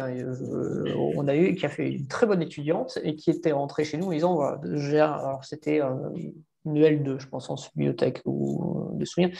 Elle n'est pas repartie en L3, c'était pas possible. Elle a refait carrément en première année, mais avec finalement, elle a apporté une double compétence. Elle avait cette connaissance de subbiotech. Elle savait de toute façon qu'elle ne pourrait pas rentrer. Il y avait un décalage trop fort aujourd'hui par rapport à nos étudiants. Mais ça a été une de nos meilleures étudiantes et qui travaille aujourd'hui dans un laboratoire pharmaceutique. Donc, elle fait marketing en connaissance du produit et en connaissance market-com. Donc, on est complètement sur des doubles compétences qui sont très intéressantes. Mais non, elle n'est pas rentrée en 3e année pour le coup. C'était pas possible. Elle avait un tel décalage sur les fondamentaux que c'était pas rattrapable. Très bien, merci pour ces réponses. Alors, une dernière question, peut-être même 2. Finalement, les questions arrivent beaucoup à la fin. Est-ce que vous avez des partenariats donc, est-ce que l'ISEG, votre école, a des partenariats avec l'étranger, des universités étrangères? Oui, tout à fait. On vous offre la possibilité de partir à l'international dès la première année jusqu'à la 5e année, que ce soit à travers des stages ou de projets. Mais concrètement, il y a 2 moments dans le cursus, c'est-à-dire en 3e année et en 5e année où vous pourrez partir. Donc, en 3e année, nos étudiants peuvent faire le choix de partir un semestre en Californie, que ce soit à Berkeley ou alors à Irvine. Ils peuvent partir à New York, à Baruch College, à l'UADE à Buenos Aires, à Dublin Business School, à ICAD à Madrid ou alors à Corvinus University à Budapest. Donc là, ils effectuent un semestre et ensuite, ils ont la possibilité également de partir en 5e année un semestre. Donc là, ils partent à la Dublin Business School en Irlande ou alors à Baruch College à New York et obtiennent un double diplôme. Le diplôme de Baruch ou de Dublin, de la Dublin Business School, ainsi que celui de l'ISEG. Donc, c'est une très belle aussi possibilité de s'ouvrir vers le monde professionnel avec un diplôme qui est aussi reconnu à l'international. Et on est en train d'ouvrir actuellement, on a un petit peu de retard à cause du Covid, mais on va ouvrir l'ISEG à l'étranger aussi. On ouvre Berlin et Barcelone. Si tout se passe bien dès 2023, alors j'avoue que je croise les doigts pour l'instant, et on ouvre aussi l'ISEG à New York, en plein milieu de Manhattan, en continuant nos partenariats avec les universités qui ont travaillé depuis des années.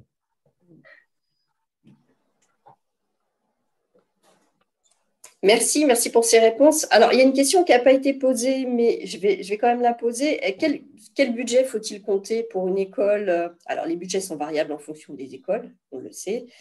Si on prend l'exemple de l'ISEG, par année d'études, il faut compter un budget de combien pour les étudiants et pour leurs familles? Alors, vous êtes de la première à la 3e année, qui sont donc des années de formation initiale, pas en alternance. On est à 6 700 € l'année. ce qui est très bas hein, dans l'environnement des écoles de marketing et communication, puisque c'est essentiellement couvert par le privé, hein, ces formations-là. Ensuite, en année 4 et 5, quand les étudiants choisissent l'alternance, l'intégralité de frais de scolarité est prise en charge par l'entreprise.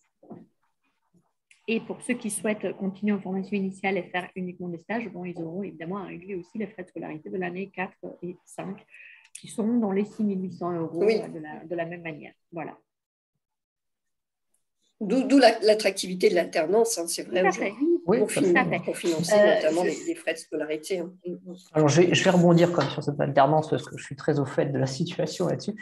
Aujourd'hui, on a beaucoup d'entreprises qui cherchent des alternances, donc c'est facile de trouver une alternance. Ils sont beaucoup aidés par les aides de l'État. Ça va être moins vrai le jour où les aides seront moins importantes et puis on sait qu'elles vont baisser petit à petit. Elles baissent déjà d'ailleurs cette année, mais petit à petit, on va baisser ces aides-là parce que ça coûte très très cher à l'État. Il ne faut pas toujours faire le choix de l'alternance que pour les coûts de scolarité. Il faut faire un choix d'alternance parce qu'on sait qu'on a envie d'être un néo-professionnel et qu'on va accepter les contraintes d'une entreprise cumulées aux contraintes du fait qu'on soit étudiant. On a ce double statut, à la fois salarié et à la fois école. Donc on doit quand même continuer à travailler et être présent à l'école dans les périodes où c'est obligatoire et on a du travail à côté, plus le travail d'une entreprise. Très rapidement, l'entreprise vous prend pour un salarié et oublie un petit peu de temps en temps, on est obligé de les rappeler à l'ordre, hein, que vous êtes aussi étudiant.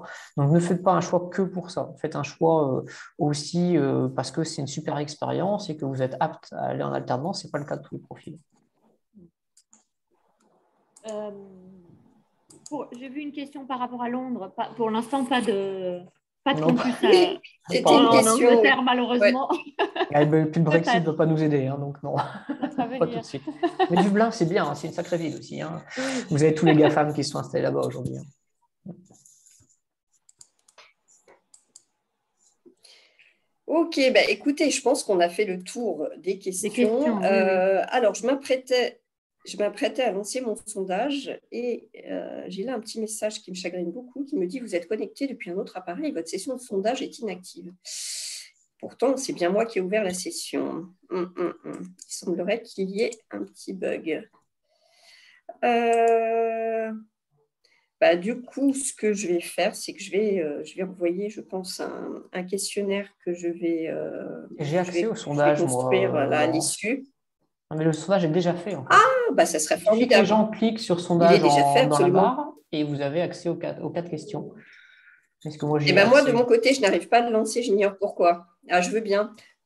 Il est lancé. Les participants peuvent cliquer sur la partie sondage. Est-ce que dans le chat, on peut me… Oui, ça progresse. Donc, si quelqu'un peut nous confirmer que le chat est bien visible. Lancé. Super, merci. J'ai l'impression que c'est moi qui ai la main. Alors, par contre… Parce que j'ai votre icône. En fait, je récupère des copies écran du sondage. Et donc là, ça va être un petit peu plus difficile. Il va falloir que je trouve un autre moyen de récupérer les infos. Guillaume, est-ce que vous auriez la possibilité de faire des copies écran du sondage une fois qu'il sera rempli par les participants par un nombre significatif? Là, on a encore avec nous 27 personnes. Il fonctionne, parce que là, j'ai des gens qui répondent. Ça y est. Il fonctionne? Oui, donc je vais le laisser tourner et puis je ferai une copie écran du résultat à la fin. Merci beaucoup. Il faut mettre fin au sondage une fois que le nombre de participants, enfin une fois que tout le monde a répondu, il y a une petite… voilà. Merci. Avec plaisir, pas de souci.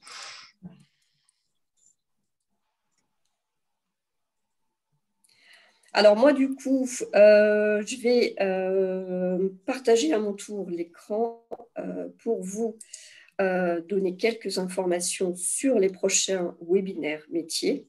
Alors, je vais arrêter le partage, sinon je vais bloquer tout le monde. Oui. Je vous laisse. Merci. Alors.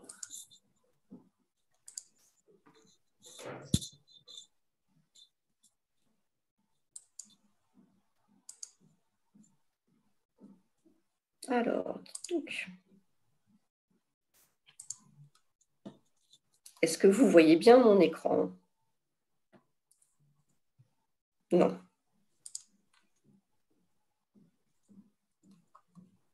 Est-ce que vous voyez mon écran? Non, on a toujours... Alors, on va recommencer.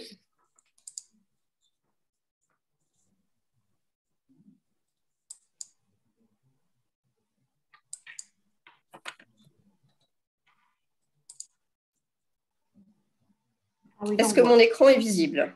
Oui, c'est bon. Ah, parfait. Super. Donc, alors certains d'entre vous la connaissent déjà, mais je voulais vous parler de notre EasyBox, qui est notre ressource numérique qui s'appuie sur l'expertise éditoriale du CIDJ, à la fois sur les métiers, la veille sur les métiers et sur les outils d'orientation d'une façon générale. Donc, si vous n'êtes pas encore abonné, je vous invite à vous rapprocher de notre service abonnement pour bénéficier en fait de cette box donc là je m'adresse bien sûr principalement aux responsables, aux chargés d'accompagnement, aux conseillers en orientation, aux professeurs aussi qui sont souvent mobilisés sur les sujets de l'orientation. Voilà, donc vous aurez en fait avec le replay un accès gratuit pendant 15 jours pour pouvoir tester toute la richesse des contenus qu'on vous propose dans cette box. Voilà. Au niveau agenda, les prochains webinaires du CIDJ, le prochain sera au mois de mars seulement, et il portera sur la féminisation des métiers de la tech avec l'école EPITA. Et deux intervenants, donc, pardon, l'école EPITA et l'école SupInfo. Voilà, donc ça, ce sera le 7 mars prochain. Vous aurez le lien qui est là qui vous renvoie en fait sur l'agenda de tous les webinaires métiers. Et pour vous donner un peu visibilité, les webinaires qui suivront en mars, donc sur les métiers du son le 16 mars prochain et sur les métiers de la création, on en a parlé tout à l'heure, avec eArtSup en avril prochain. Voilà. Je confirme que la présentation vous sera communiquée à l'issue de l'événement et ainsi que le replay, la vidéo replay. Voilà. Voilà. Il me reste du coup à vous remercier tous pour votre présence ce matin. J'ai pas visibilité du coup sur le sondage, donc du coup Guillaume, voilà, je suis preneuse des infos. Je ne vois plus Guillaume. Est-ce qu'il est toujours avec nous? J'ai coupé la vidéo, mais j'ai bien récupéré les sondages, il n'y a pas de souci, je vous l'envoie. Très bien. Bon, c'est super. Merci beaucoup. Merci Carmen pour votre présence ce matin. Merci à vous, Laurent. Merci à Mélanie qui est en back-office. Merci à Mélanie qui est en back-office pour son support. Et bien écoutez, voilà. Merci, bonne journée. Bonne journée à toutes et à tous. Merci à vous, bonne journée. Merci à tous les participants. Merci. À bientôt. À très bientôt. À bientôt. Au revoir. Au revoir.